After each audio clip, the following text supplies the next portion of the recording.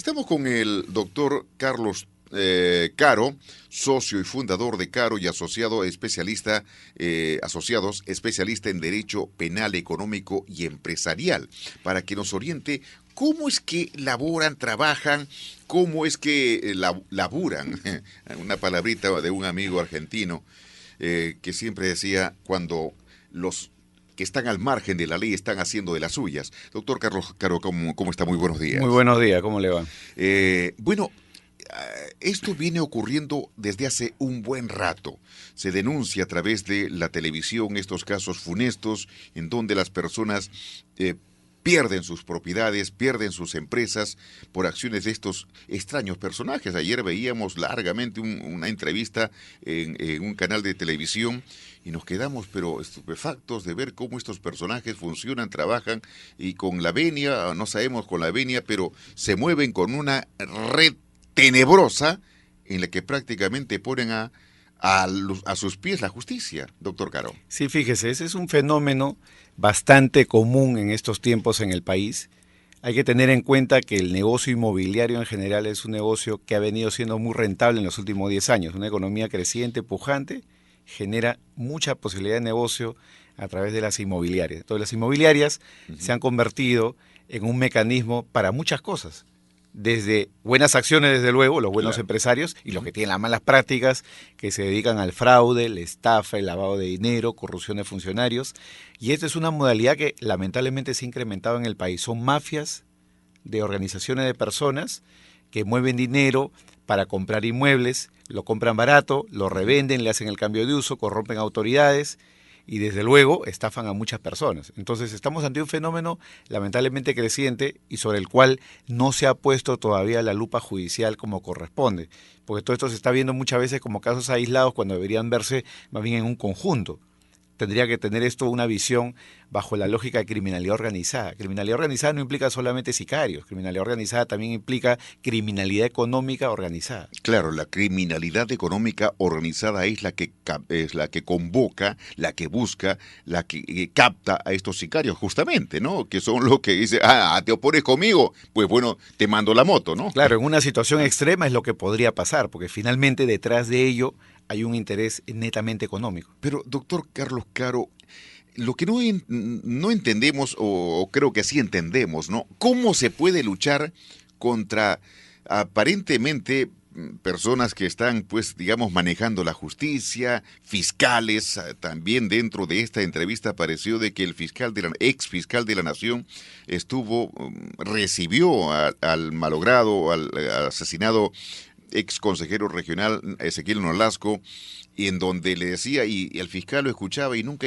dijo nada. Pues, ¿cómo podemos pensar nosotros, las personas comunes y corrientes, decentes, que no sabemos de lo que es un juicio, de lo que no sabemos de qué es pararse frente a un juez, a un fiscal? ¿Qué hacer o a dónde acudir cuando esto sigue creciendo? Fíjese, como yo decía hace un momento, el enfoque necesario y urgente para este grupo de casos es el enfoque de criminalidad organizada. Porque, como hemos visto nosotros, muchas de estas investigaciones seguidas contra los presidentes regionales, en su zona, en su localidad, eran archivadas inmediatamente. Es decir, y fiscales investigados o investigadores, jueces investigadores que al final del día no hacían mucho, no hacían nada por el caso concreto, simplemente decían falta de pruebas o corrupción de por medio y archivaban el caso. Esta situación ha cambiado radicalmente desde que estos casos han pasado a tener el enfoque de criminalidad organizada. Pensemos en el caso del expresidente regional Álvarez, ¿no? Donde el caso se ha traído a Lima, se ha erradicado el caso de la jurisdicción, que es una posibilidad perfectamente legal dentro del nuevo Código Procesal, se ha traído a Lima, ha tenido el enfoque desde el punto de vista de lo que es corrupción de funcionarios, criminalidad organizada, y ahí están los resultados que se están exhibiendo, que para algunos es excesivo, para otros es lo que corresponde. Entonces, hay dos elementos importantísimos que han cambiado la historia de este grupo de casos. Por un lado, el periodismo, la prensa ha hecho su trabajo, ha enfocado y ha informado al público. La prensa buena, ¿no? Porque también ha habido la otra prensa en la que varios de ellos están conjuntamente con César Álvarez, ¿no? Exactamente, ¿no? Y básicamente la prensa nacional, digamos, que tiene alcance nacional, no la prensa local. Y por otro lado, el Poder Judicial, que ha actuado a través de los juzgados especializados correspondientes, que son los que ven criminalidad organizada. En concreto, la Sala Penal Nacional y los tribunales anticorrupción. Son tribunales que ya tienen una experiencia de más de 10 años de trabajo, con reglas muy claras para efectos de la imputación delictiva y reglas muy claras para ver cuándo corresponde una detención, cuándo corresponde una comparecencia. Entonces, estamos hablando con tribunales de mucha experiencia que saben evaluar estos casos y que no les tiembla la mano cuando tienen que dictar una situación grave. Claro, 6 de la mañana con 39 minutos. Doctor Caro, la pregunta es, ¿cómo es que estos oscuros personajes van tejiendo esta red, esta telaraña de manipulación, de corrupción? ¿Cómo se va generando? Y cuando son descubiertos, ¿en qué quedan estos jueces, fiscales? Simplemente los destituyen y después, ¿qué pasa? Fíjese, la situación es muy sencilla, ¿no? Hay una regla, digamos, a nivel internacional, ¿no? A mayor poder económico, a mayor poder político, más impunidad se genera, y más aún en países como el nuestro. Entonces, en este grupo de casos, estos grupos organizados de poder, pequeños, medianos, son grupos que manejan mucho dinero para la corrupción, tienen muchos lobbies, por lo tanto pueden excluirse fácilmente las investigaciones. Lamentablemente, aquí se siente una ausencia de Estado.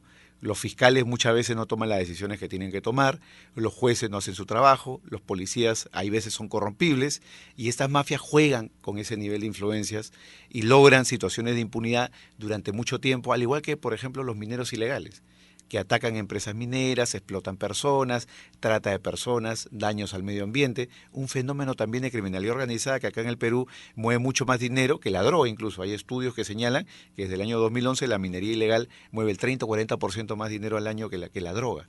Doctor Caro, usted ha seguido muchos casos, nos imaginamos. ¿En qué nivel estamos en estos momentos? ¿Sigue creciendo esta situación nefasta para el país? Desde luego, claro, a mayor crecimiento económico, mayor crecimiento de la criminalidad empresarial. Es exactamente una relación directamente proporcional a la que existe entre ambos fenómenos. Crecimiento de la economía, crecimiento de la criminalidad.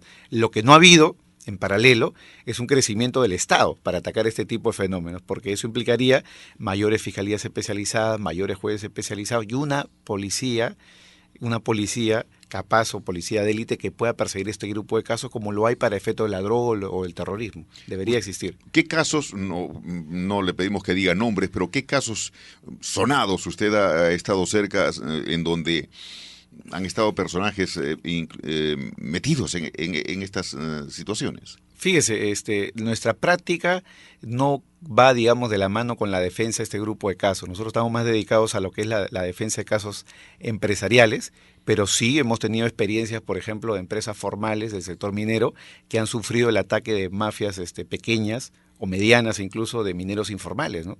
Que, por ejemplo, atacan una zona del cerro de una empresa minera y empiezan a comer día a día durante meses, durante años en algunos casos, de los minerales que puedan ir extrayendo, ¿no? Y estos son mafias muy, muy, muy complejas ya porque este dinero que se hacen día a día es dinero que finalmente es puesto en los bancos, es dinero que es lavado por los bancos y es dinero que al final permite la reinversión para que el negocio minero pueda seguir creciendo informalmente, ¿no? Ya que usted toca, recibimos aquí en estudios, en la cabina, a unos campesinos de la comunidad de Tintay, en Sucre, en la provincia de Sucre, en el departamento de Ayacucho, en donde ellos estaban recibiendo prácticamente a una empresa minera internacional y que querían invertir, querían primero hacer exploraciones, pero los mineros informales estaban haciendo la guerra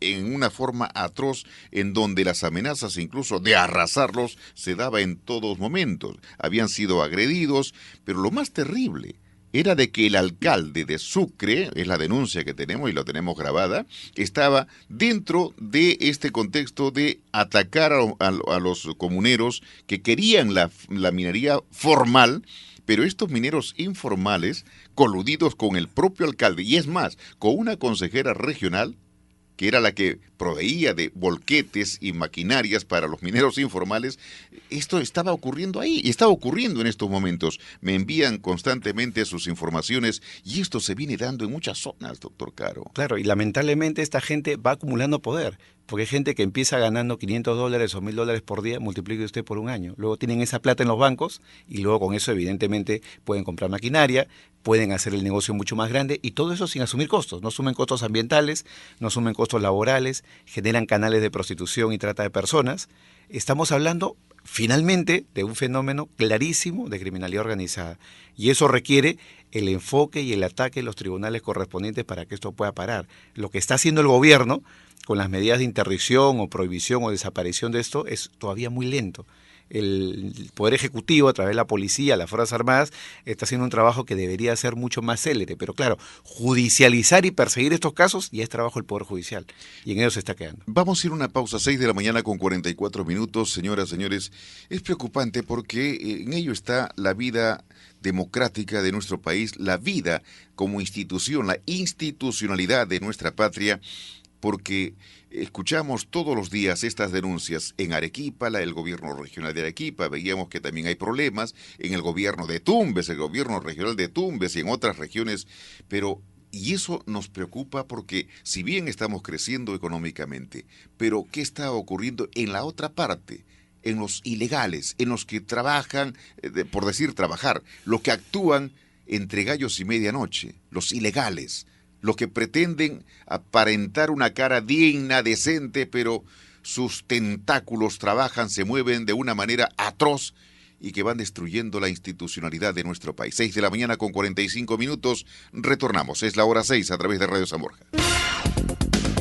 Esta es la hora 6 de la mañana con 47 minutos, 6 de la mañana con 47 minutos, señoras y señores, estamos conversando con el doctor Carlos Caro, especialista en Derecho Penal, Económico y Empresarial. Estamos abordando justamente temas de la corrupción en nuestro país y en la que cada día crece.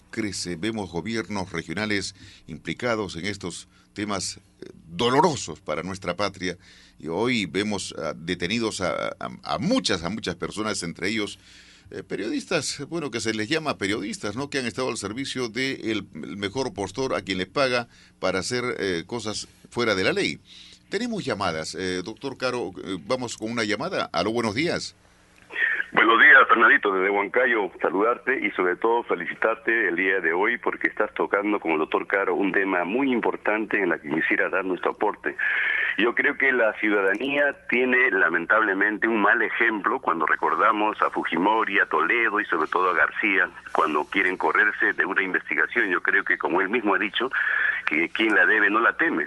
Quisiéramos una idea, una visión, un punto de vista, doctor Caro, frente al mal ejemplo de nuestros gobernantes. Muchas gracias, Fernandito. Rodolfo Bernedo. Sí, efectivamente. ¿Cómo estás? Rodolfo, qué gusto escuchar tu llamada desde Huancayo, desde la incontrastable. Gracias por la pregunta, Rodolfo.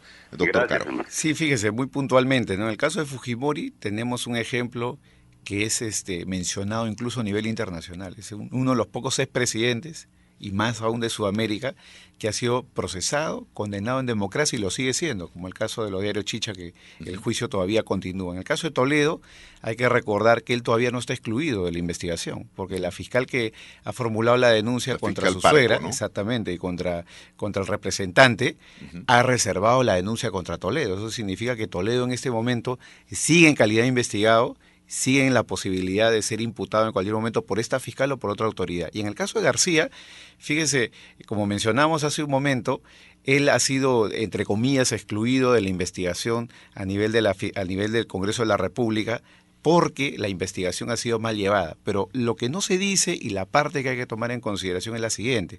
El Ministerio Público tiene facultades completamente autónomas versus el Congreso de la República. Entonces, que el caso del Congreso no haya caminado o haya caminado mal o haya caminado peor, no significa de que una investigación seria y larga se puede iniciar o se está iniciando ya a nivel del Ministerio Público. Pues son competencias completamente distintas.